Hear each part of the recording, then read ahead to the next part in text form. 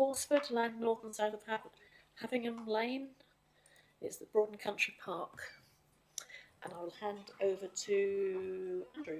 Yeah, Andrew, thank you. Thank you, Chair. So we have before us the application of Broadland Country Park, so land north and south of Haveringland Road. Application is for construction of a visitor centre, including a CAF, and the application also includes alterations and expansions to the existing car park and associated works kind of around that project. So just to give members some context, so the application site is located to the north of Horsford. I've noted as well the application is a major application, so it is and it's submitted after the requirement for biodiversity net gains. There is an area within the red line which is noted on this plan, which is for the biodiversity net gains to be achieved.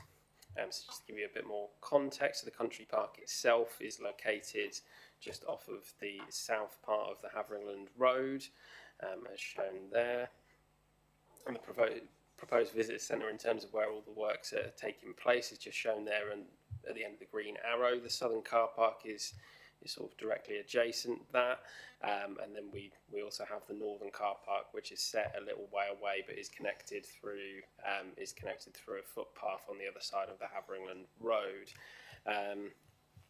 Just for members' attention, so the council ecologist did previously place a holding objection on the file. However, that has since been withdrawn and they're happy with the application subject to conditions.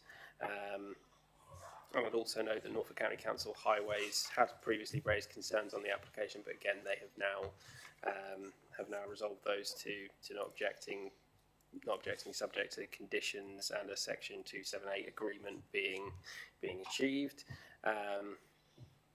In terms of the works themselves, so the works themselves do lead to the loss of 70 trees. However, the plan is to replace those on a 3-to-1 ratio. And in terms of the actual site itself, the site itself is a sustainable alternative natural green space, and therefore as noted in the report, the principle to improve their offer effectively is supported in principle, subject to no other harms being identified. As noted, in landscape terms, the proposal is deemed to be acceptable. Again, in terms of neighbouring amenity, the proposals themselves are set away from neighbouring residential properties, so we're happy with that in that terms. In terms of ecology and biodiversity, again, we've now had no objection from the council's ecologist, and we also had no objection from Natural England. In terms of trees, again, our internal arborist is happy in terms of the replacement trees, subject to them being conditioned. There has been concern raised in terms of highways and parking by the parish council. However, the local highway authority, now that they've had that clarification from the applicant, are happy and haven't objected, subject to conditions in that section 278 agreement, and therefore we're recommending the application for approval subject to those conditions. I've noted there's a revised set of conditions within the update sheet, just clarifying with all of those additional ones coming through. So just to give you a bit more of context of the application, so the visitor centre itself and where that's proposed, it's just near where the actual entrance to the country park is currently. So the visitor centre has two main parts to it, from the building itself. So you'll see that in the elevations here. So it's got kind of the upper part which goes across, and then kind of the two other main parts of the building itself. These are the two other elevations of it. So the southeastern elevation is the one where you'll approach from the entrance to the country park itself. This one just shows the floor plan and how that's going to work in a little bit more detail with the two parts of it. In terms of the additions to the car parks themselves, that's making those bigger. So this is the proposed layout for that southern car park, so the nearest one to the country park itself. And then this is the northern car park, again with those improvements to increase the number of spaces on offer. So again, just to give members some context, so this is the approximate location of the visitor centre once you're effectively within the country park itself. And this is the existing entrance to the site. So stood a little bit further back on the other side of the gates from where the entrance itself is. So that's showing down the Haveringland Road itself. This is looking the opposite way, showing that approximate location of the visitor centre itself and where that's going to be on the site, so next to the wider heathland. This is again showing the existing entrance effectively around where I was, turned the other way from when I took the first photo, so showing how close that, you just see in the distance there, this southern car park, and how close that is to where that visitor centre is going to be. And again, this is stood a little bit further back, showing a bit more context of where that entrance and access to the southern car park is, and then you can see in the distance there where the visitor centre is going to be. This is effectively the existing southern car park itself, and just to the right of the photo here is where the footpath is that then connects that to the northern car park, which again is shown on this photo. So I'm stood looking effectively the opposite direction, and then that shows where the footpath is, kind of directly in front of me between where the cars are at the far distance there. This is looking along the Haveringland Road itself, so from the entrance to the car park, looking towards Horsford, where the access roundabout is, so from that existing entrance to the southern car park. This is effectively stood on the entrance to the northern car park, so looking towards Horsford, so you just about see the roundabout there as you look towards Horsford itself. I would note as well, there is a permissive footpath that does link through to the car park from Horsford itself, but it's not part of this application, but that permissive footpath is there. This is stood in the entrance to the northern car park, so where you need to cross across effectively to access that footpath. And then this just shows stood on the main Holt Road in Horsford, showing where that permissive footpath effectively links through, so you can just about see the sign there for it. Again, this is linked towards the country park from that footpath, and then this shows the existing northern car park itself, stood on that footpath from the other side of the road, just to give you some context, showing its access. And these photos just show the existing northern car park itself in its current form, which is again proposed to be expanded by the proposals. Therefore, Chair, the application is recommended for approval subject to the conditions listed within the update sheet. Thank you. Thank you, Andrew. Paul? Thank you, Chair. Andrew, can you just talk us through a little bit about the building itself? What is it clad in? There's supposed to be solar panels on the building. Is it a green roof? Yeah, so it is a green roof itself, so I'll go back to the elevations just to give you a bit Just more a little context. bit about what it is Yeah, and yeah. it's going to look like, because it was a bit Yep, sorry, unclear. I did rush through a little bit. So it will be timber clad, so you can see the green roof. You can see the green roof kind of, Which is that? Oh, I see. yeah, kind of across there. Apologies, my cursor isn't coming up on the screen. But there is a green roof there, so it is timber clad, and I think the rationale has been to kind of try and use sustainable materials where possible. But the applicant is here today to kind of talk through a little bit more of that. And these are the side Is that elevations. because I thought that one, the southern or southwestern elevation, I thought that was a window, but I think that's solar panels, isn't it, along there? Yeah, I think Along they're the solar top? panels. Yeah. Okay. Fine. Thank you. Anyone else? Joe and then Peter. Thank you, Chair. I've been involved with the Country Park project from its inception, as I was portfolio holder for economic development at the time it was purchased. And I've looked at the master plan before. Something that we have experienced on site is problems with youths driving motorbikes through the site and snapping off trees, and there has been a little bit of vandalism unfortunately, usually after sort of at dusk. So the only thing I'm slightly worried about is the security of the site, and I've noted what the police have said. And I think it's a brilliant idea. I mean, it will be such a bonus to be able to have groups, you know, children, groups of children brought to the site from the Education Authority, and that was always the intention, to sort of integrate children's groups into sort of going out into the forest and learning. And so this is brilliant, because I think we used to have to walk the children to the local pub because there was no toilet facilities. So it's fabulous, and I'm all for this. But the only thing I'm really concerned about is in the middle of the building there is an open space between what is the toilet area and the main what should I say, classroom. There is quite a space, and I'm just thinking that would be very difficult for security, especially overnight security. And I think when I went to the consultation at the country park, I suggested we have some doors that could be rolled across, just to ensure that it isn't vandalised. And that's my only caveat really to that scheme, is that having that open section which is under a roof, it's going to make it very difficult for security, and that's my main concern with the project. I don't know if the planning officer can add anything.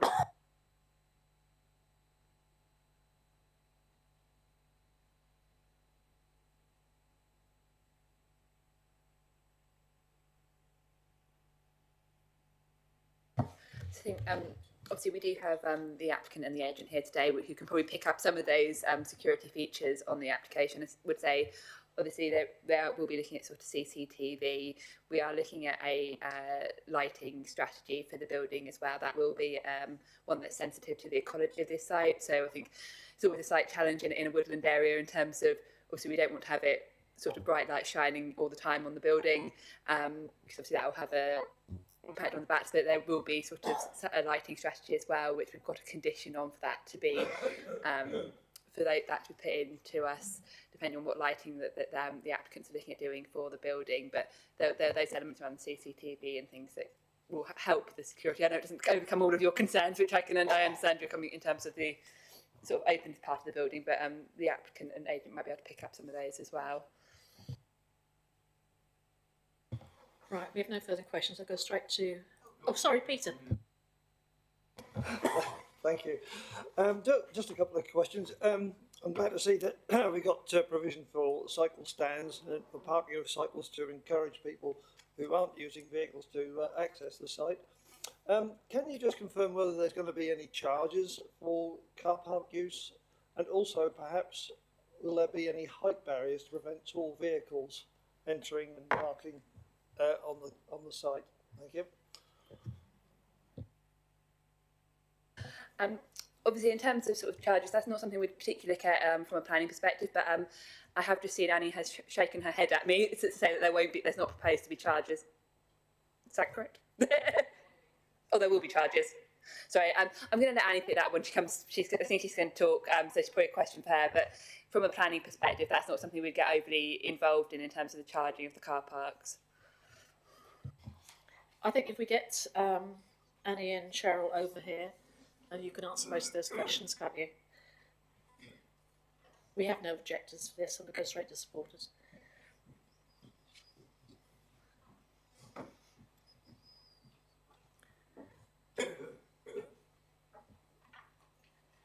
Yep, I understand you're both speaking. Yeah, so who's going to go first? Annie? Right, thank you. Thank you, Chair.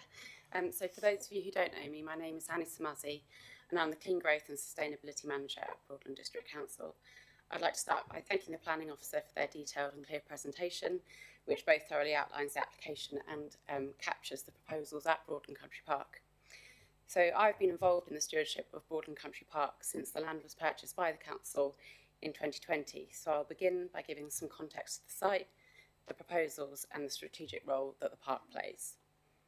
So to meet the legal requirements of the Greater Norwich Local Plan Habitats Regulation Assessment, that's a bit of a mouthful, Broadland Country Park was acquired to form a suitable alternative natural green space, or a SAN, and this was to mitigate the environmental impact of growth in the region.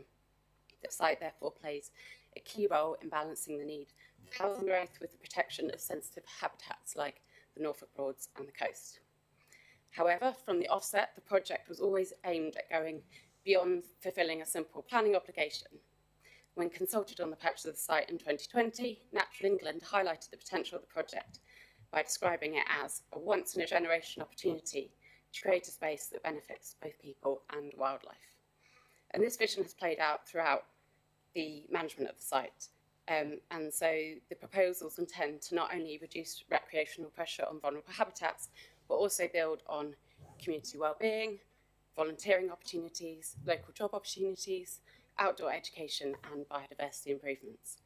That said, recent surveys have indicated that there are areas where the park currently falls short in terms of its objectives of the SAN, with 81% of respondents citing the need for best facilities such as accessible toilets, refreshment options, improved signage and better parking.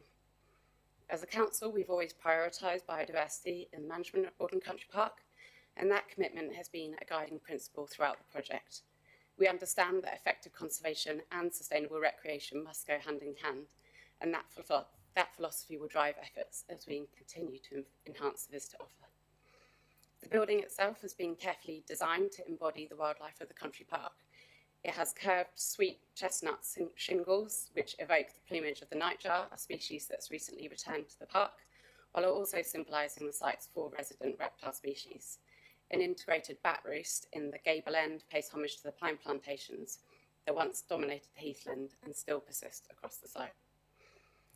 Aligning with Broadland District Council's Net Zero 2030 target, the building structure itself is both highly energy efficient and will incorporate on-site energy generation to be an operationally net zero building. The design therefore incorporates air source heat pumps, a 17 kilowatt solar panel array and battery storage. In addition to this, the building design also adopted a fabric first approach and is highly insulated and will achieve an EPC A rating. So to summarise, the Broadland Country Park project is rooted in the idea of balance, so protecting the environment while protecting high quality spaces for people to enjoy. With your support today, Broadland Country Park can continue to develop as a space that serves the need of both nature and our growing communities for years to come. So I'd like to thank you for your time today and request that members endorse the planning officer's recommendation and grant approval for the scheme. And of course, I would be happy to answer any questions that you might have. Thank you, Annie. Any questions? Right. I'll go Ken first and then Joe.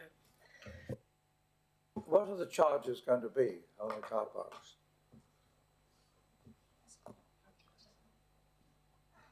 Oh, sorry. So we've got three dual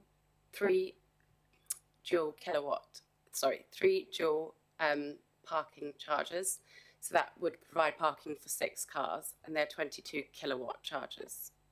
We've also got electric bike charging facilities that are connected to the building as well.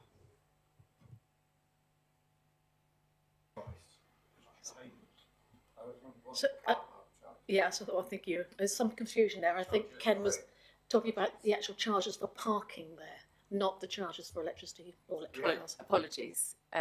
So the car park will be currently free. Obviously, there will be a charge for electric vehicle charging, but the car park is a free car park.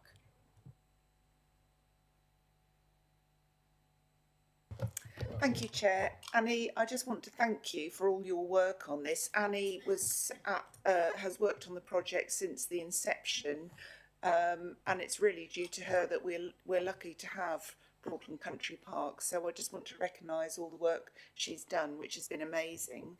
I am absolutely thrilled with this building, Annie. It is fabulous. I came to the consultation in the country park, as you know, and I think it will give so many opportunities for more use.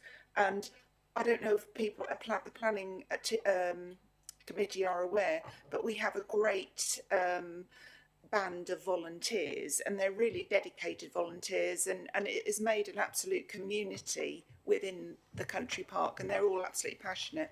But the only thing I would say is, when Sarah Burston was the project manager of the country park right at the start, she was with us for a couple of years, I believe. I used to walk through the country park with her, and we would often find parts of motorbikes on the ground where gangs of youths had driven through the country park and cut trees off, and there would be bits of number plates we found.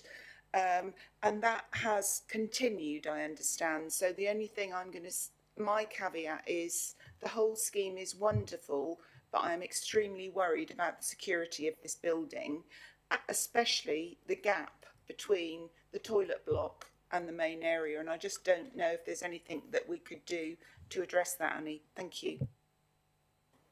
Yeah, thank you, Councillor Copstone, for your comments.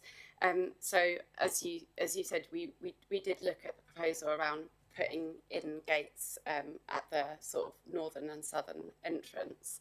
I think the issue with that is because the site, the overall building has been designed to be very accessible. There would still be alternative routes that people would be able to come in. So, for example, at that western elevation or at that western entrance point, you would still be able to have people coming onto that walkway. So I don't think that would fully overcome it. We have obviously got a CCTV strategy to try and ensure that we've got as good coverage of the site as possible. To an extent, there will be a watch and brief that we will have to apply as the team that manage the site. But yeah, I appreciate that there have been ongoing issues with antisocial behaviour. I would say, however, they have decreased slightly since we've had the presence of a ranger on site. So we have a ranger on site 3 days a week, and that has significantly improved by reducing the levels of antisocial behaviour on site. But absolutely accept those comments. I think unfortunately we have this in every ward, antisocial behaviour. At least with the police having new powers where they can actually take the motorcycles away and crush them. That's hopefully one deterrent. Yeah. Okay, we're going on to Cheryl, please. Thank you, Cheryl. You have 5 minutes. Thank you. My name's Cheryl Peel and I'm a senior planner at Ingleton Wood. We are the agent supporting the applicant. Thank you again to the officer for the comprehensive committee report and presentation. The key planning considerations have already been raised, so I only wish to speak on a few key points. As you've just heard from the applicant, balance has been at the heart of this development, ensuring Broadland Country Park serves as a space for both people and wildlife in line with the objectives of SAM. In developing these proposals, we've worked closely with council officers to achieve this balance while fully complying with national and local planning policies. The proposed extensions to the existing car parks address the needs of visitors whilst adhering to policy TS4 of the Broadland Development Management DPD. The northern car park will be expanded to 50 spaces and the southern car park to 25, with accessible bays, EV charging points and specific cycling infrastructure to promote the surrounding cycle path network. We acknowledge the concerns raised by Horsford Parish Council regarding traffic and access. However, this is an established country park, already attracting visitors who use its existing car parks, and we've worked closely with the Highways Authority who have no objection to this application. Stage 1 road safety audit submitted with the application confirms compliance with policy TS3 of the development management policies, and the proposals are in line with sustainable transport goals outlined in the Horsford Neighbourhood Plan. Accessibility has also been a priority in the design of the scheme, with improvements aligning with policies TRA1 and TRA4 of the Horsford Neighbourhood Plan. The proposed site layout provides better integration of the existing public rights of way, while enhanced footpaths, accessible parking spaces and inclusive facilities like accessible toilets ensure the park is welcoming to all. The design of the visitor centre and cafe building reflect the principles of sustainable development under policy GC4 and policy HBE3, incorporating sustainable construction methods, a green roof, energy efficient heating. The result is a facility that minimises visual impact in the setting and respects the character of the surrounding landscape.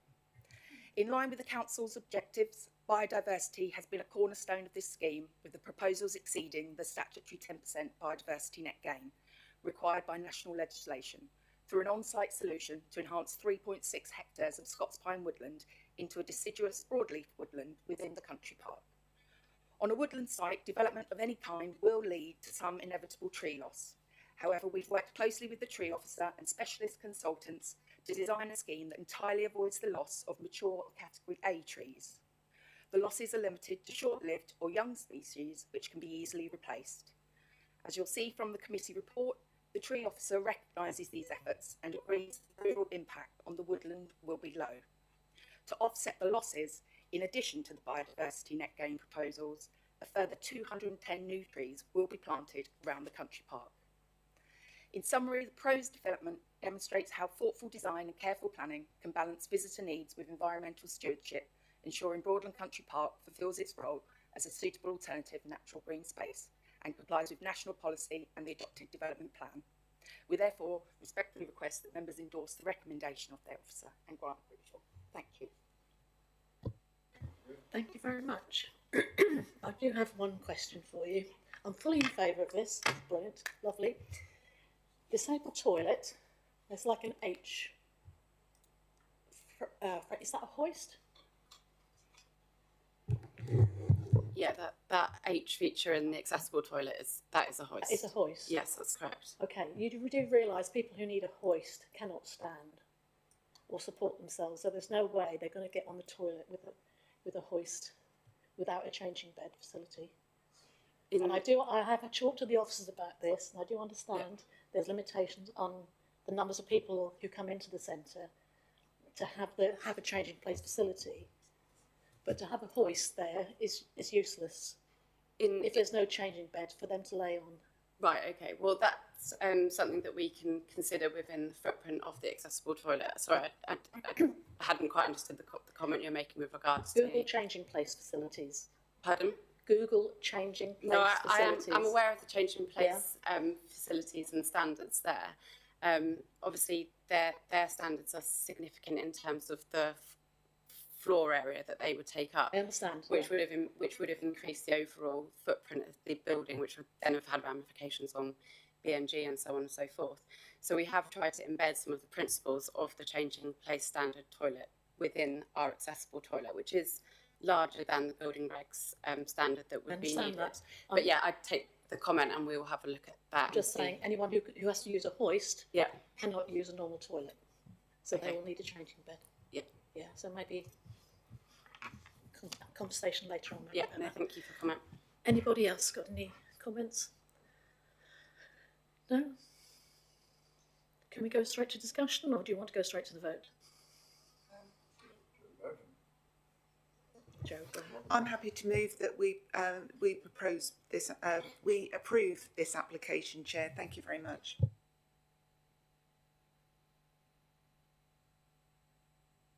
All those in favour, please raise your hand. Thank you, it's unanimous. Thank you very much. Thank you.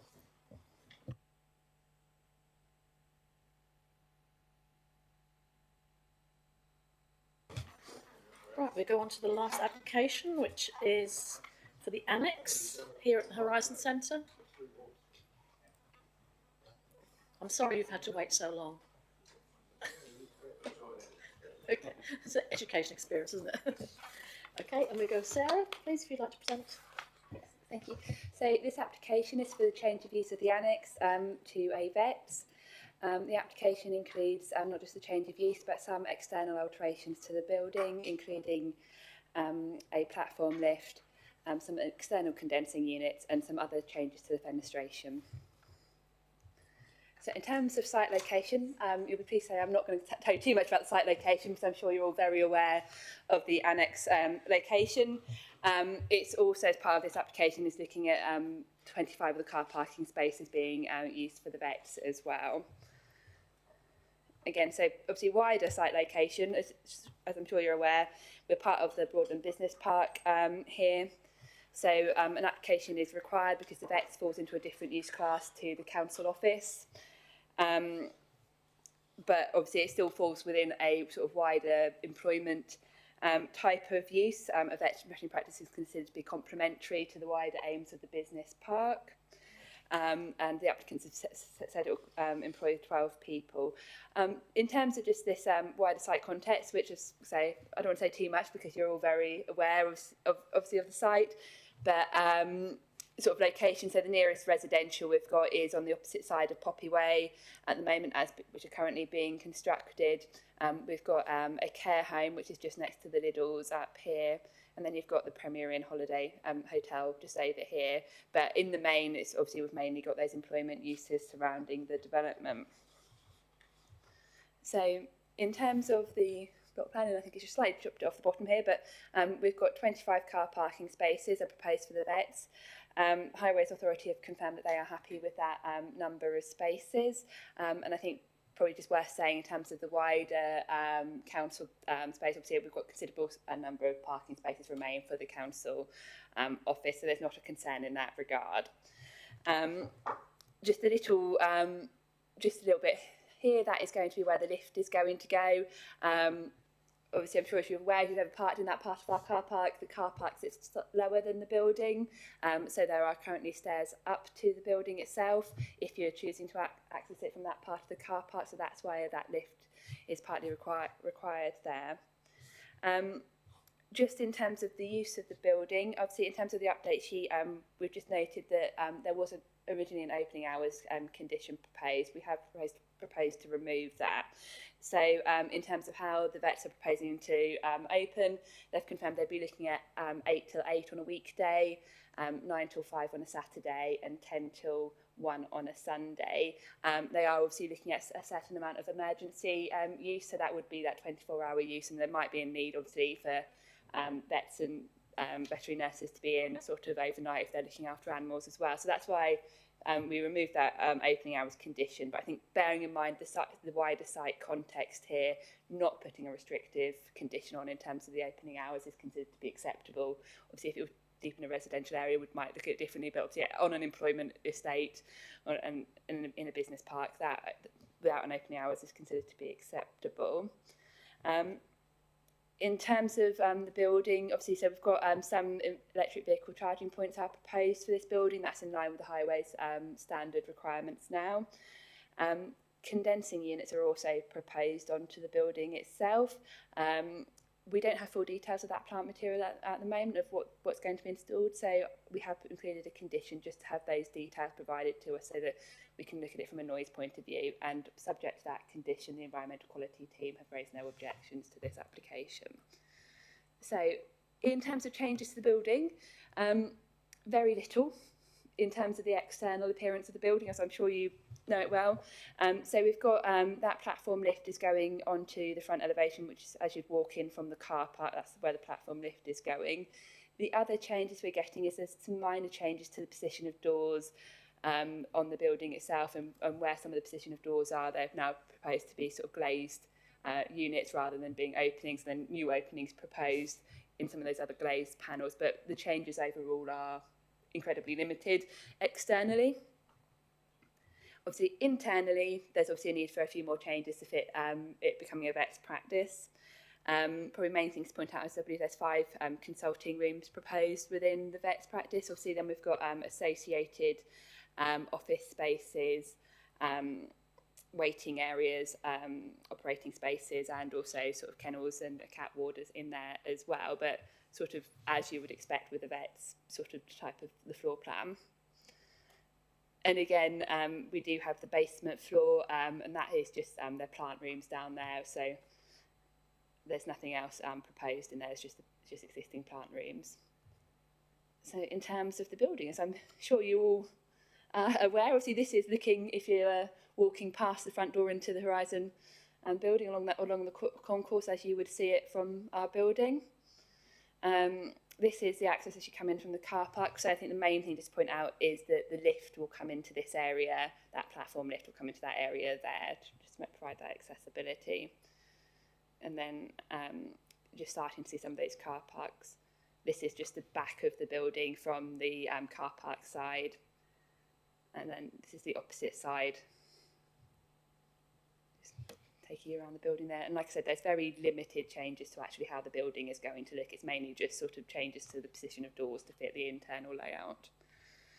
And then, so in terms of the car parking spaces, obviously we discussed there's going to be 25 car parking spaces. So that, to make those 25, that is the row here, the row here, and part of the row behind would all be allocated for the vets parking. And like I said, highways have got no objections to that. So overall, the use of vets is an employment use is complementary to the wider use of the business park. We've got no objections from the statutory consultees, and it's recommended to approval for you. Thank you, Sarah. Any questions? Jo? Thank you, Chair. I just wondered, I think this is a great use of this space and I'm all for it, but the only things I'm slightly concerned about is at the moment when cars come into the Horizon Centre, there is a barrier that is shut at night, and the guy from the Broadland, the Horizon Centre shuts the barrier after we all leave after meetings. So I'm just slightly worried about the security of the site, because obviously the vets will nearly be 24/7, won't it? And then I'm slightly concerned because the Horizon Centre and the annex are fairly open to each other. Will there be any barrier so people with their pets won't walk up and down in front of our reception? I'm just thinking of dogs maybe defecating outside the front of our reception, you know, because there is no barrier there at the moment, and it's just something we need to think about. Thank you. No, thank you. I think, as far as I'm aware, there isn't a barrier proposed between the two. I think there is probably some wider sort of site management things that aren't necessarily a planning issue, but we probably need to take away, you know, your comments around the barrier. I agree with just as how we manage our site as a whole and with the vets, and so we have those agreements, which I'm sure it's probably slightly outside of that planning process, but I'm sure those discussions are ongoing. And I think similarly, I think we need to think about a little bit about how it's people just work their way around the building so they know exactly where they're going, know how to get into the vets and things. So as well, so I think there's probably those other conversations that the team will be having with the vets themselves. We'll go straight to the supporters. We have no objectors. Now, I apologise if I don't get your names right. Evangelios? Is that right? Okay. Ionis? Would you like to come forward, please? I'm not going to even try your surnames. I know what it's like with my own surname. So, I understand one of you is speaking. Yes. You have 5 minutes from when you start.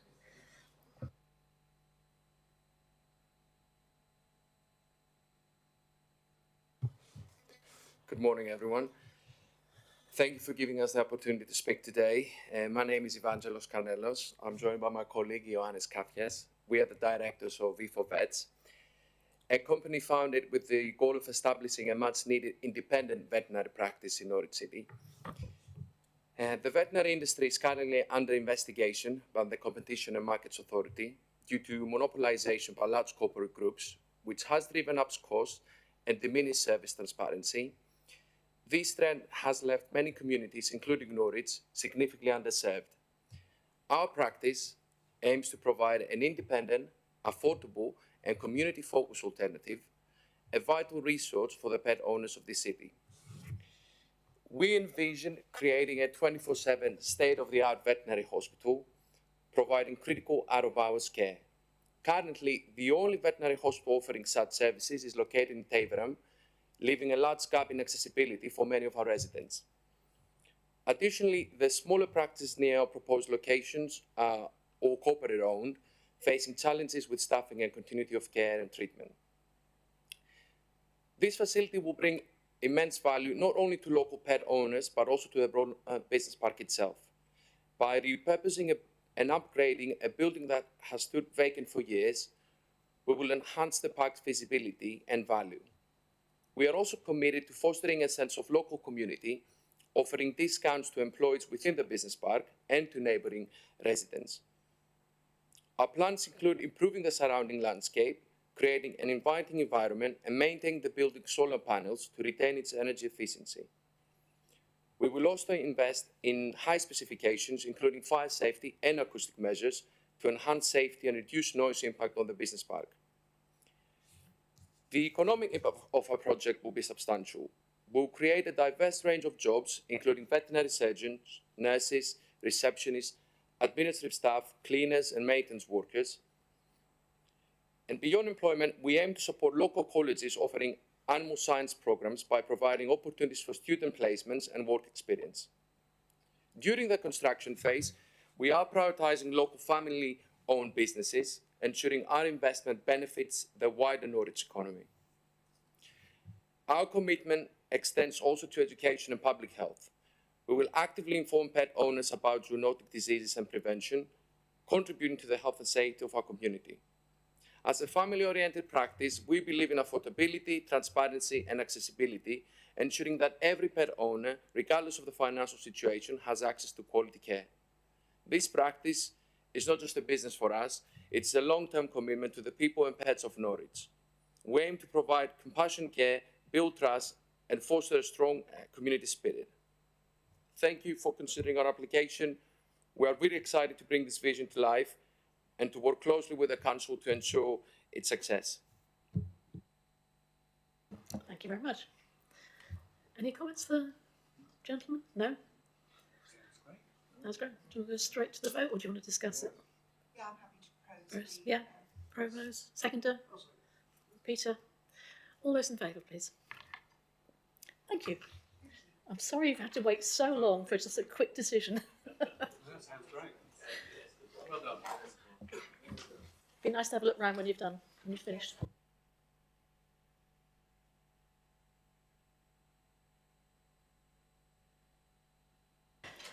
Right, we will go to planning appeals. I'm going to hand over to Ben for that.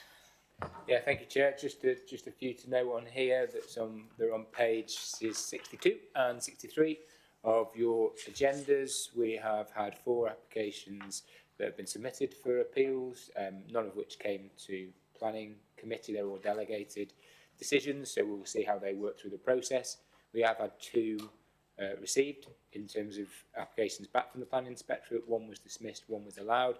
The one that was dismissed, sorry, I should say neither of which were planning committee decisions. The one that was dismissed was Wood Baswick, Holly Cottage, 54 Primrose Corner. That was for refurbishment and alterations to an existing house and associated other works, but the inspector found in our favour. The other one was an appeal allowed, and this was in Brundle, 15 Highfield Avenue, for the demolition of an existing dwelling and the erection of a replacement dwelling in effect. One of those ones where we don't get them very often, but the inspector just found against our recommendations or our proposals to refuse in that instance, but sometimes happens. So that was it. Thank you, Chair. Thank you, Ben. I close the meeting at 11:25. Thank you, everybody, for coming. Thank you.